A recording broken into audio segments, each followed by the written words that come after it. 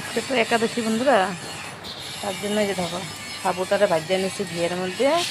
তার জন্য এই যে পাউডার করে এই যে আলু সিদ্ধ করে রাখছি, আলু দিয়ে পরোটা ভাজুন।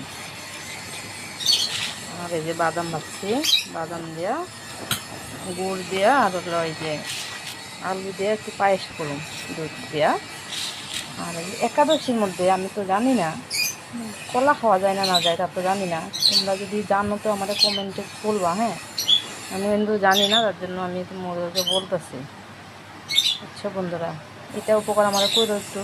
আমি জানি না কিন্তু কলা খায় না না খায়। আমি কিন্তু ভিডিও দেখি অনেকের, কিন্তু কলা দেখি না। আম দেখা যায়, মিষ্টি আলু দেখা যায়, আমি ওগুলো ভালো পাই না। তার জন্য আমি একটু হলো সবজিও করুন না, এই যে একটু পায়েস করুন। আজকে ছেলেও একাদশী নাই, না এই যে গোড়াটা করে রেডি করি।